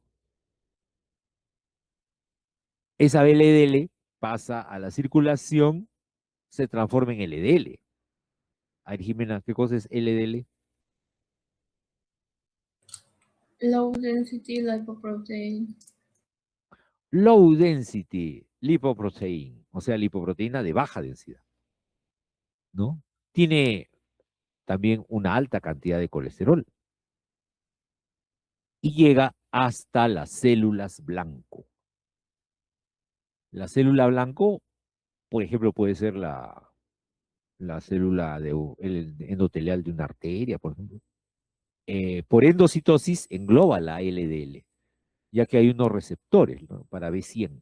Ya eso vamos a estudiar también, receptores para B100, que es una APO que se encuentra en la superficie. Ven como un triángulo, no sé si se ve jóvenes, un triangulito acá encima de la LDL. ¿Se ve o no? Creo que no se ve. ¿Sí? Sí se ve, doctor. Ah, bacán, bacán, bacán. Ya, este triangulito es la ApoB100. La ApoB100 es la que le permite fijarse, unirse a la LDL a los tejidos donde va a depositar el colesterol. Y los tejidos lo reconocen a la LDL por la ApoB100. Lo reconocen y la endocitan, la engloban y la introducen dentro de la célula. ¿Ves? Revestido con unas proteínas que se llaman clatrinas. Clatrinas. Y luego, fíjate, se descomponen las clatrinas, la LDL queda libre y luego, fíjate lo que va a ocurrir, se desdobla también la LDL en colesterol, libera el colesterol, libera la ApoB100, libera triglicéridos también que trae fosfolípidos en diferentes proporciones. Pero el colesterol, mira lo que ocurre con el colesterol. El colesterol va a ser transformado en pregnenolona. Pregnenolona. ¿Ya? Otra vía este es el colesterol exógeno, ¿no? Que viene por decirte de la alimentación. Pero hay una vía endógena de síntesis de colesterol, donde a partir de acetilcoenzima A, ¿no? La acetilcoenzima A, que es la molécula que entra al ciclo de Krebs, en vez que se meta al ciclo de Krebs, la acetilcoenzima A se transforma en, en colesterol y de ahí se da origen también a pregnenolona.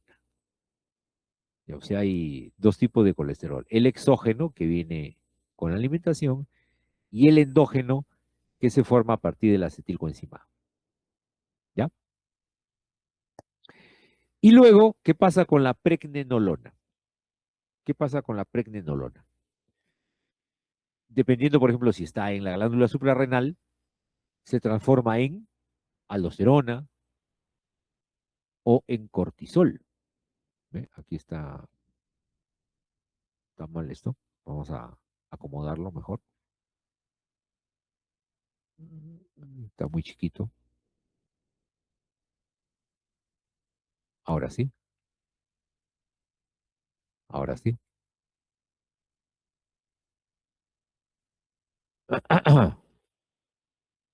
A ver, vamos a ver cómo ha quedado. Para que se vea el nombre completo, ¿no?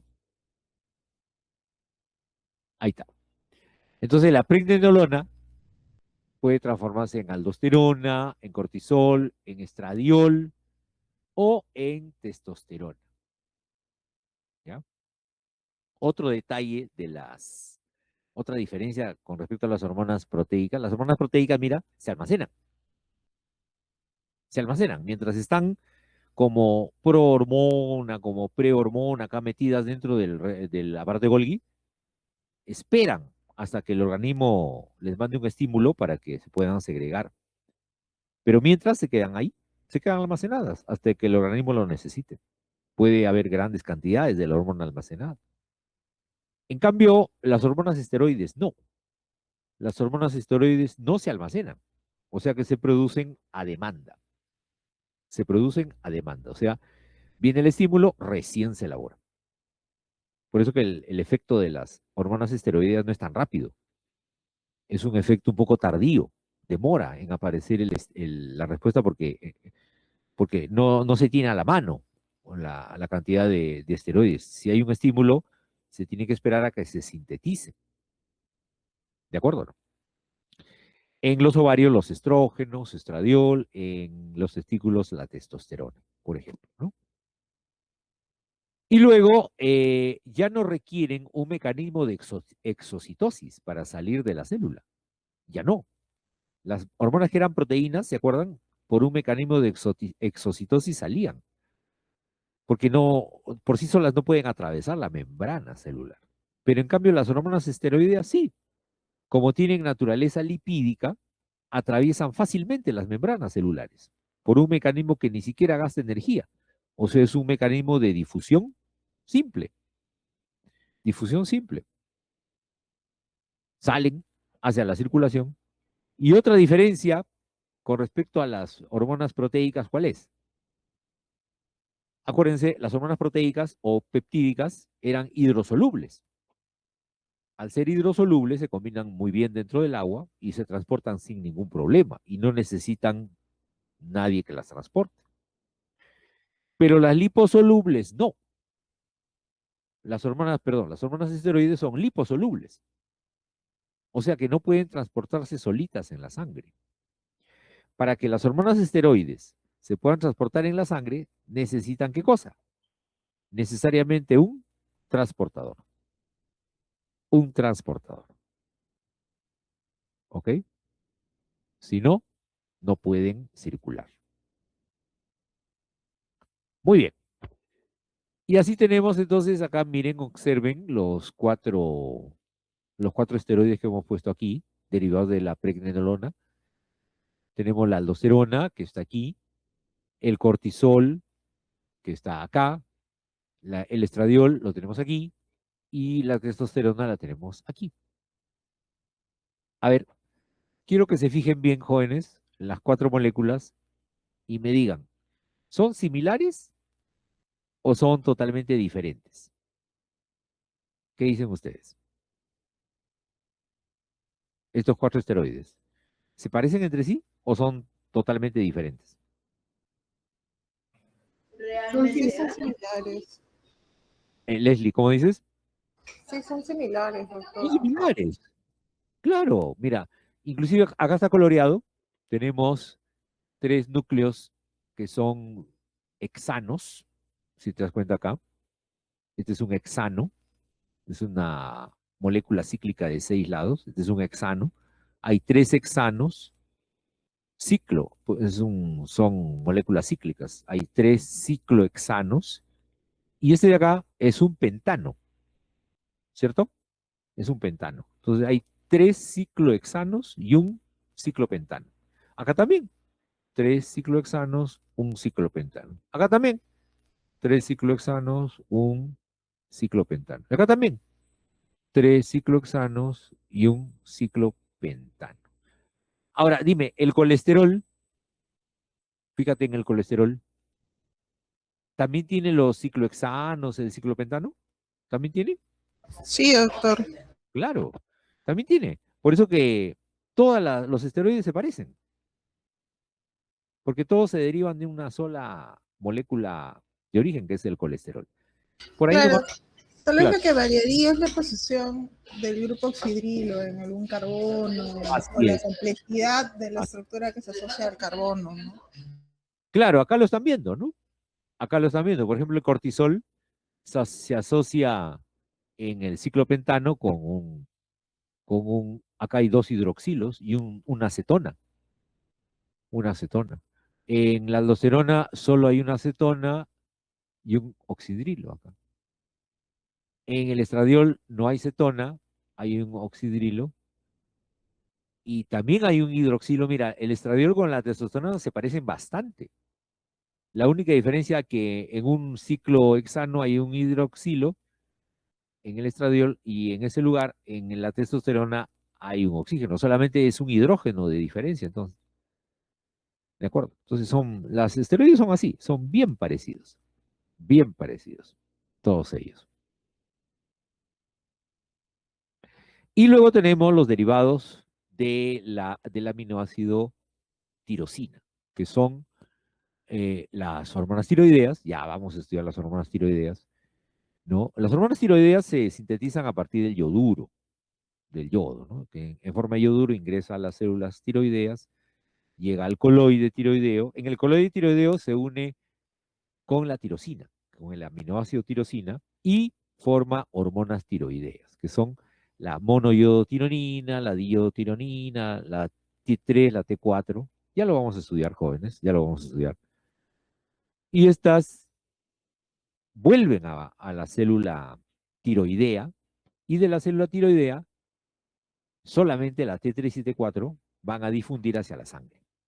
La monoyodotironina y la diyodotironina no salen a la sangre, se quedan acá adentro. ¿Ok? Salen por difusión simple, ¿no? Y una vez en la sangre, tienen comportamiento de ser liposolubles, o sea, necesitan necesariamente un transportador. O sea, en eso se parecen a las hormonas esteroideas. ¿De acuerdo? Y en el caso, por ejemplo, de la médula suprarrenal, que ya habíamos comentado, las células cromafines, para sintetizar, ¿qué hormonas produce la médula suprarrenal? ¿Se acuerdan? Catecolaminas. Muy bien, Jimena, catecolaminas. O sea, adrenalina y noradrenalina. ¿Pero a partir de quién? ¿A partir de quién sintetiza estas catecolaminas? A partir del aminoácido tirosina. Mira, la tirosina sufre un proceso de hidroxilación y se transforma en dopa. En dopa. Y la dopa sufre un proceso de descarboxilación y se transforma en dopamina. Y luego la dopamina sufre otro proceso de hidroxilación y se transforma en noradrenalina. Ya tenemos la noradrenalina. ¿De acuerdo? ¿Y qué pasa luego con la noradrenalina? Sufre un proceso de metilación con una sustancia que es el PNMT, feniletalonamina. Sufre una metilación con ese compuesto y se transforma en adrenalina. Se transforma en adrenalina. ¿Ya? Entonces, estos son los dos productos finales, adrenalina y noradrenalina. ¿Qué pasa con estas hormonas? Se almacenan. Se almacenan. Como en la hormona tiroidea también acá. En las hormonas tiroideas se almacenan en el coloide tiroideo, ¿no? Y las catecolaminas también se almacenan en la médula suprarrenal. ¿Ok? ¿Y cómo se hace para que liberen adrenalina y noradrenalina? Bueno, tiene que haber un estímulo. El estímulo viene por una neurona preganglionar del sistema simpático. Aquí se libera neurotransmisores, acetilcolina, por ejemplo, hace que se abran canales de calcio, se abren canales de calcio, ¿ok? Y esos canales de calcio hacen que ingrese el calcio y se liberen estas hormonas. Se rompen las vesículas donde están almacenadas y salen por exocitosis hacia la circulación. ¿Ven? Sale tanto la adrenalina como la noradrenalina, ambas.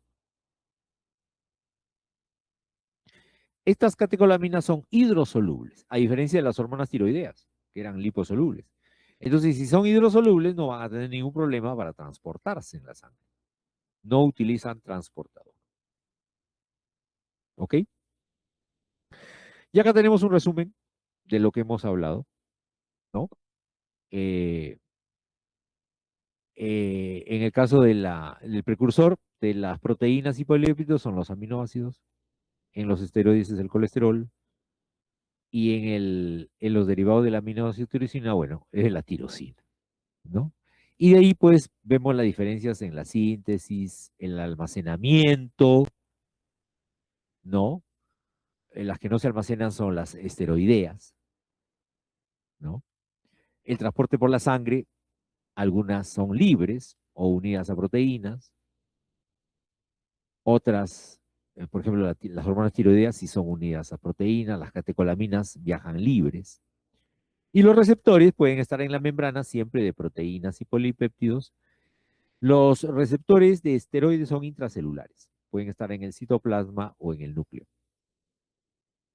Y en el caso de los derivados del aminoácido tirosina, pueden ser de membrana o intracelular, pueden ser de ambos tipos.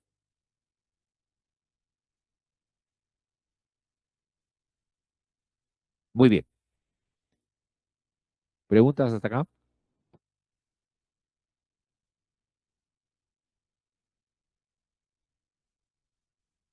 Nos queda tiempo para unas cuantas diapositivas más. ¿De acuerdo? ¿Ya se cansaron? ¿O podemos seguir?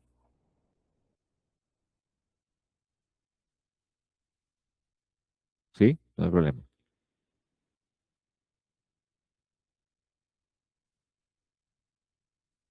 Ya, vamos entonces a tocar, avancemos y vamos a tocar un punto más, que es hablar de la secreción, transporte y almacenamiento, perdón, y aclaramiento de hormonas. ¿Ya? Secreción, transporte y aclaramiento. Aclaramiento de la depuración de las hormonas a nivel renal. ¿De acuerdo?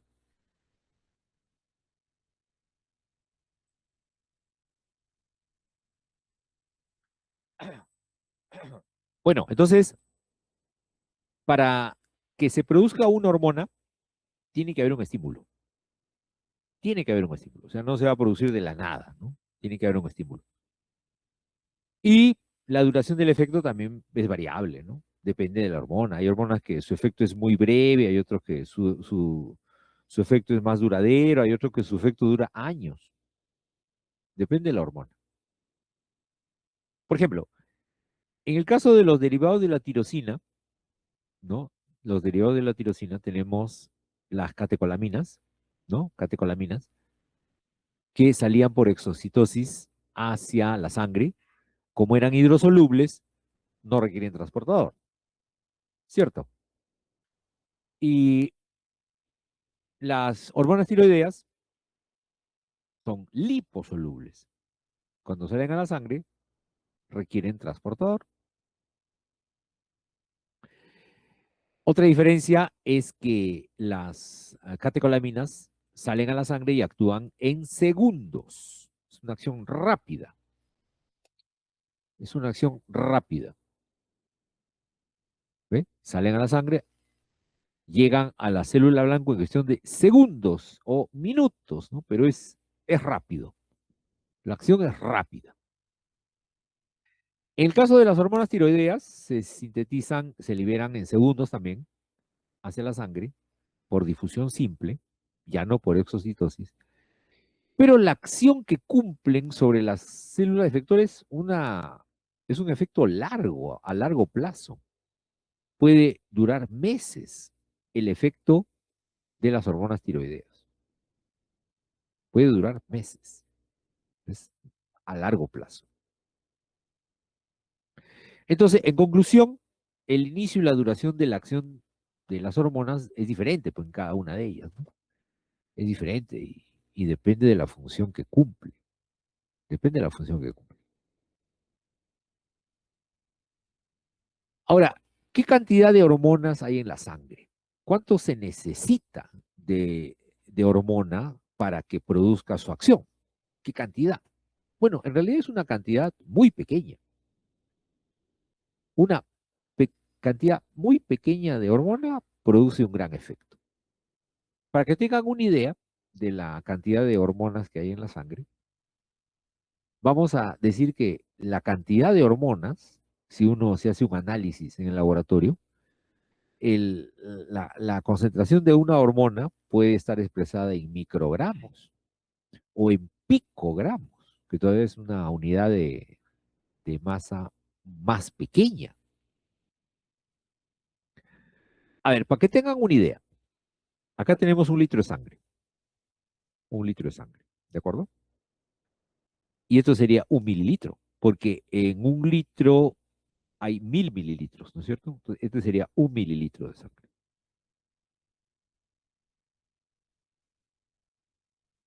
Y esto sería un gramo. Un gramo de cualquier sustancia que está disuelta en la sangre. Puede ser una hormona, ¿no? Un gramo de hormona ocuparía ese volumen con respecto al mililitro de sangre. ¿Se han dado cuenta? O sea, de litro hemos cogido solo un mililitro. Este cuadradito de acá lo hemos cogido y lo estamos viendo más grande. Entonces, en este mililitro, un gramo de la hormona sería más o menos de este tamaño. Está muy gordo. Pero hemos dicho que las hormonas no se miden en gramos, sino ¿en qué cosa? En microgramos o en picogramos. Entonces, de un gramo, la milésima parte del gramo es el miligramo. Pero es miligramo, todavía no es microgramo. Miligramo. La glucosa, por ejemplo, se mide en miligramos, ¿no? La glucosa, el colesterol, ¿no? Entonces, acá enfocamos el miligramo. ¿Se dan cuenta? O sea, esta bolita de acá chiquita, miren, esta acá, lo enfocamos más grande. Ahí. Ya. Y de ese miligramo sacamos la milésima parte. La milésima parte sería un microgramo. ¿Ok? Entonces, un microgramo es la milésima parte del miligramo. El miligramo es la milésima parte del gramo. Entonces, en conclusión, un microgramo viene a ser la millonésima parte de un gramo. ¿Ok? La millonésima parte de un gramo. ¿Ve? Ahí está. Microgramo. Millonésima parte de un gramo. Ahora, si yo tengo acá el microgramo, miren, yo cojo el microgramo, solamente un microgramo, y lo pongo acá. El microgramo, ¿eh? Y ese microgramo le sacamos la bueno, dijimos que el microgramo es la millonésima parte de un gramo. Y dentro del microgramo, la milésima parte. Es el nanogramo. Nanogramo. Ahí está el nanogramo.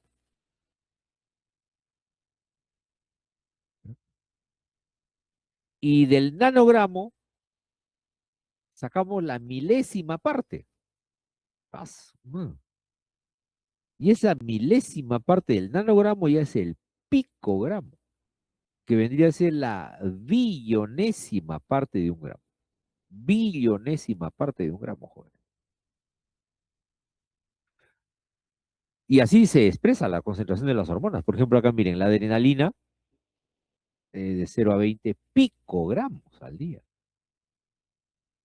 La T4, por ejemplo, su valor 5.4 a 11.7 microgramos por 100 mililitros. Y la T3 también, ¿no? De 76 a 135 nanogramos por cada 100 mililitros. ¿Ves? O sea que realmente las hormonas se encuentran en concentraciones muy bajitas, sumamente bajas. Pero esa cantidad, aunque les parezca tan pequeña, es suficiente para que todas las hormonas puedan cubrir sus funciones adecuadamente. ¿Cómo se controla? ¿Cómo se controla la producción de hormonas? Se controla por mecanismos de retroalimentación, positivo, negativo, y también por variación cíclica. Eso es lo que estábamos más o menos comentando hace un rato, ¿no? ¿Qué cosa es retroalimentación negativa? Es cuando un estímulo induce la liberación de una hormona, pero una vez que ya estos productos ya se encuentran en un nivel determinado, se detiene la liberación de dicha hormona, ¿no? Vamos a poner un ejemplo. Ya, miren, acá tenemos un estímulo para una determinada glándula endocrina. Entonces, la célula endocrina es la célula que genera la hormona, recibe el estímulo y como respuesta produce la hormona. La hormona sale de la sangre y llega hasta sus órganos blancos y se produce el efecto de la hormona, que busca satisfacer el estímulo inicial, ¿no? Por ejemplo, supongamos que el estímulo inicial es una baja de presión, una hipotensión arterial, ¿ya? Se va a estimular la producción de una hormona, que es la angiotensina 2, por ejemplo, ¿no? Angiotensina 2. La angiotensina 2 va a producir una elevación de la presión arterial, ¿ya? Si se eleva la presión arterial, ya llega un momento en que ya este mismo estímulo de presión normal inhibe, inhibe la persistencia de este estímulo. Lo anula al estímulo para que ya no siga estimulando, porque ya se logró el objetivo de normalizar la presión, porque si el estímulo continúa, entonces, ¿qué quiere decir? Que la presión no solamente se normaliza, sino que se va por encima de valores normales, o sea, nos vamos al otro extremo. Pero todo tiene que tener su regulación, todo tiene que tener su regulación. Y en este caso, el mecanismo que regula la síntesis de hormonas es el mecanismo de retroalimentación negativa o feedback negativo. Feedback negativo. ¿Ves? Una vez que ya se satisface el estímulo inicial, por ejemplo, que fue aumentar la presión arterial, esto le avisan a la célula productora y le dicen, ¿sabe qué? Ya no produzcas más. Ya se consiguió el efecto, ya no produzcas más, ya no estimules más. ¿Ya? ¿Ok? Entonces, ¿el objetivo cuál es? Impedir que haya una secreción excesiva de la hormona, ¿no? Y eso llevaría a una hiperactividad de los tejidos. Y eso tampoco no se quiere. No se quiere. En todas las fases de la, de la síntesis de hormonas se regula, ¿no? Esto, la retroalimentación. El estímulo lo que hace es, pues, estimular la transcripción, luego la traducción, la elaboración y liberación de proteínas, por ejemplo, ¿no? De proteínas. Si vemos que no es necesario, pues se inhibe. En cualquiera de estos puntos se inhibe la participación, ¿no? Ok. Bueno, acá tenemos igual, ¿no? Una retroalimentación negativa, ¿no? El estímulo estimula la producción de la hormona, una vez que se consigue el objetivo, se anula el estímulo para que ya no se siga produciendo más hormonas. ¿Ya? ¿Ok? Y acá tenemos un mecanismo mediante el cual de retroalimentación positivo, ¿no? Mediante el cual el estímulo provoca mayor cantidad de síntesis de, de, este, de lo que queremos lograr, ¿no? De lo que queremos lograr. Por ejemplo, acá, ¿qué pasa si el estímulo que es la baja presión no logra una adecuada producción de la angiotensina 2? Se produce muy poco. Entonces, ¿qué va a pasar? Va a continuar el estímulo. Ya no se va a frenar como en el caso anterior. Porque en el caso anterior sí se pudo, se pudo demostrar que ya el estímulo el objetivo final ya se había logrado.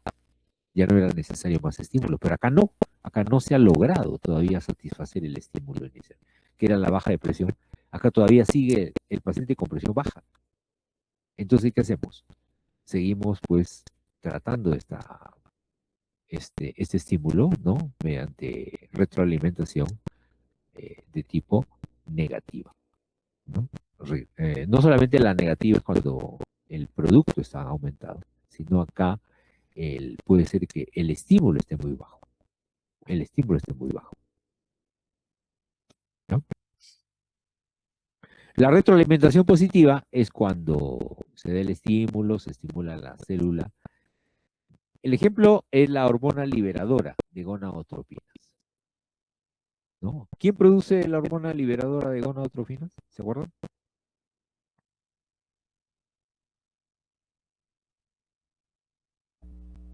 Hola, ¿están ahí?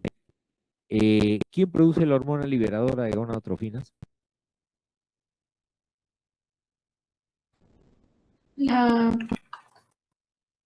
¿El hipotálamo? A ver. Uy, habló Luis, ¿no? Luis Campuzano, ¿no? ¿Quién dices que produce la hormona liberadora de gonadotrofinas? No era el hipotálamo. ¿El hipotálamo? Sí, creo. Ya. ¿Están de acuerdo, jóvenes? Luis Campuzano dice que la hormona liberadora de gonadotrofinas lo produce el hipotálamo. ¿Estamos de acuerdo todos o no? ¿Sí? ¿Están de acuerdo? ¿No era la hipófisis? La hipófisis, dice Jimena. no No es el- era la adenohipófisis.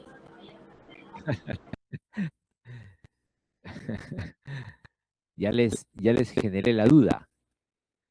No, está bien. Jimena, lo que ha dicho Luis está bien. Está bien. Las hormonas liberadoras o inhibidoras las produce siempre el hipotálamo. O sea, Jimena, cuando tú veas una hormona cuyo nombre dice hormona liberadora o dice hormona inhibidora, de cajón ese es del hipotálamo. ¿Ya? ¿Estamos de acuerdo? Y las gonadotropinas sí son producidas en la adenohipófisis. Es el caso de la FSH y la LH. ¿No? ¿Ok? Entonces, estimulan la hormona liberadora de gonadotrofinas, ¿no? Que es producida por las neuronas del núcleo arcuato y del núcleo preóptico del hipotálamo. Ahí lo dice la diapositiva. ¿No? Ahí está, ¿ves? La diapositiva. Estimula a las células gonadotrófas de la adenohipófisis. Y estas hormonas producen, por ejemplo, LH. Es una gonadotrofina. La LH viene por vía sanguínea, llega hasta los ovarios. Y en los ovarios, ¿qué efecto tiene? Estimulan, ¿qué cosa? La producción ¿de qué? De estrógenos. Bueno, ahí está la diapositiva. La LH estimula los ovarios y estos responden produciendo estrógenos. ¿Estamos de acuerdo? Ya. Y a mayor cantidad de estrógenos, ¿qué pasará? Si fuera retroalimentación negativa, a mayor cantidad de estrógenos, disminuimos a la hormona liberadora de gonadotrofinas. Pero acá no. Acá no. Si es una retroalimentación positiva, a mayor cantidad de estrógenos, hay más secreción de LH. Aumenta la producción de LH. Eso ocurre en la primera fase del ciclo menstrual de la mujer, ¿no? Que conforme van madurando los folículos ováricos, se requiere que el útero esté bien preparado. Entonces hay más producción de estrógenos, se produce más. Y por retroalimentación positiva viene la LH y boom, lo sigue estimulando a que haya más producción de estrógenos. Ya, ahorita la hormona luteinizante en concentraciones adecuadas. Ya, ok. Y bueno, al actuar esta hormona hace que se produzca el mecanismo de retroalimentación, ¿no? En este caso positivo. Pero cuando ya la hormona luteinizante está en demasiada cantidad, ¿no? Porque a veces se excede, ¿no? Se excede el estímulo. ¿Okay? Y el estrógeno se encuentra en bastante cantidad y podría actuar, ¿no? inhibiendo la producción de la hormona liberadora de gonadotrofina, pero en este caso no. En este caso, la producción de estrógenos, a mayor cantidad de estrógenos, mayor liberación de gonadotrofina, mayor liberación de LH, y sigue produciéndose más y más estrógenos. Pero en algún momento esto tiene que parar. ¿Cuándo para? Cuando la hormona luteinizante ya se encuentra en concentraciones adecuadas, ¿no? Si la hormona luteinizante está en concentraciones adecuadas, eso constituye el estímulo negativo para que la hormona liberadora de gonadotrofinas se pueda inhibir. Se puede inhibir. Porque ya es suficiente, ya hay mucha hormona luteinizante, entonces ya tiene que detenerse momentáneamente la valoración con la hormona liberadora de gonadotrofinas, ¿no? Ok. Las hormonas también tienen variaciones cíclicas. Por ejemplo, sabían que dependiendo de la estación del año, en invierno, por ejemplo, se producen menos hormonas tiroideas, en verano se producen más hormonas tiroideas. La testosterona también, miren, la testosterona en el feto, en el neonato se produce más o menos en cierta cantidad, pero después en el niño no hay prácticamente testosterona hasta la etapa de adolescencia, donde recién otra vez se vuelve a sintetizar testosterona. O sea, la testosterona ya no solamente depende de la estación del año, sino del desarrollo de la persona. Y hay otras hormonas que tienen ciclo circadiano de producción. Ciclo circadiano de producción. A ver, ¿quién sabe qué cosa es ciclo circadiano? ¿Alguien sabe?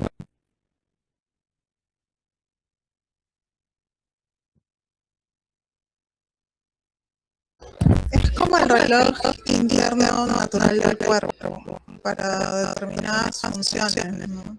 O sea, por decirlo en el caso del sueño, ¿no? Cuando es de día, el cerebro ya que algo se le y un producto de melanina y dependiendo de la hora elevada. Y cuando es de noche, aumenta la melatonina y produce el sueño. Y así seguidamente. Ya habría un ciclo circadiano en la producción de melatonina. Ok, en este caso, muy bien. Los ciclos circadianos son aquellos ciclos que cumplen las reacciones hormonales cada 24 horas. Cada 24 horas. Ok, por ejemplo, acá, el cortisol. Tiene ciclos circadianos que todos los días su nivel alcanza su máximo valor. ¿A qué hora? A las horas.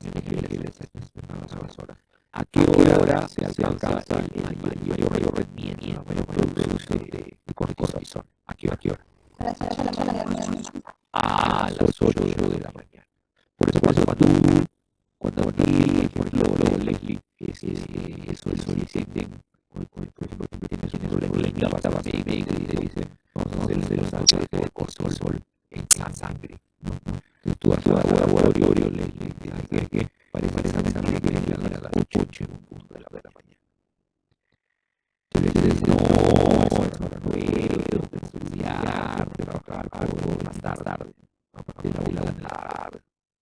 Y te dice, no, porque eso ya lo tenía ya bien establecido, no. Pero bueno, eso es otro. En el caso del cortisol, mira, tiene ritmo circadiano, porque se repite cada 24 horas. Entonces, a una persona que podría el cortisol tiene que ir a la laboratorio, ¿qué hora? A las 8 de la mañana. Si no vas a las 12 del mediodía, ¿qué va a pasar? Mira. Dice, a las 8 no tengo tiempo, voy al mediodía, me tomo la muerte. Entonces, miren el nivel de cortisol. Al mediodía, el cortisol no es tan alto como a las 8 de la mañana. ¿Sí o no? y si se toma por a las 10 de la noche, 8 de la noche. Bien, bien, ¿cómo está bajísimo el nivel de cortisol? Ya la sustancia está en su máximo punto. El sueño, también también afecta a la concentración. Hay hormonas que se sintetizan en mayor cantidad durante el sueño. ¿Cuál, por ejemplo? La hormona del crecimiento. La hormona del crecimiento se sintetiza más en la etapa del sueño profundo.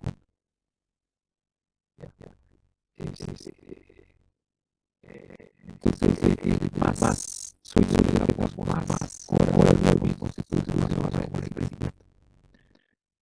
No, estamos de acuerdo.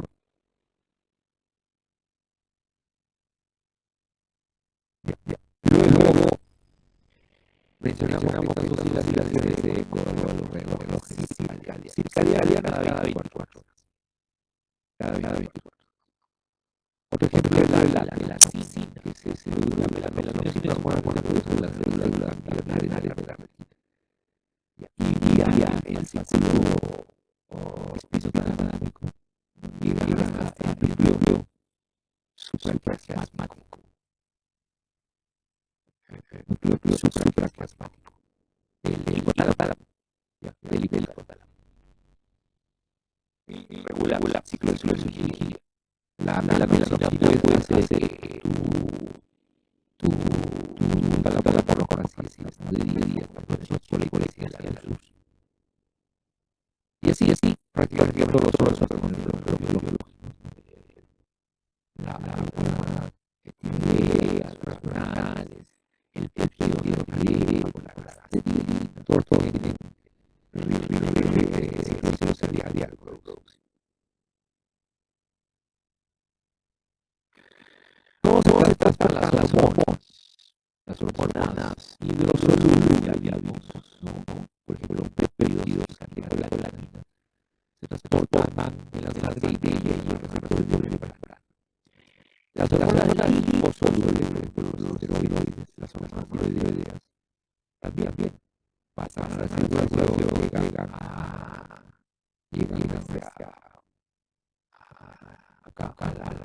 la sangre.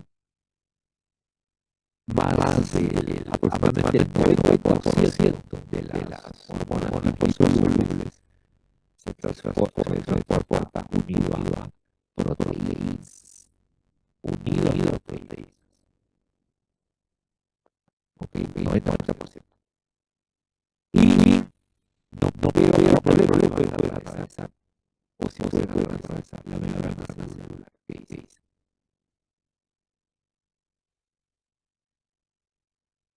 Puede atravesar la membrana celular. Claro que sí, porque son liposolubles. O sea, al ser liposoluble, tiene por el colesterol y eso les permite ingresar sin mayor problema a toda la célula.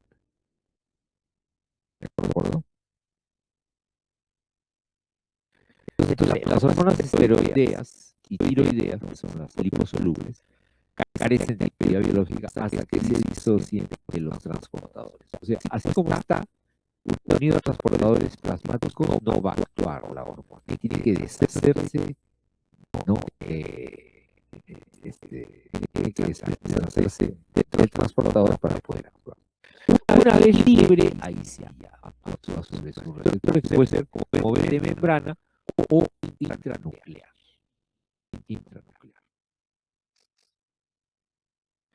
La tiroxina 4, 99% tiene una vida media de 7 a 8 minutos, mientras que la forma libre solamente tiene algunos minutos más de vida media.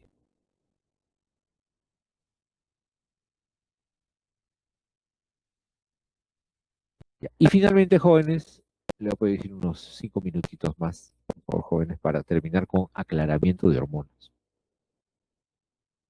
Existe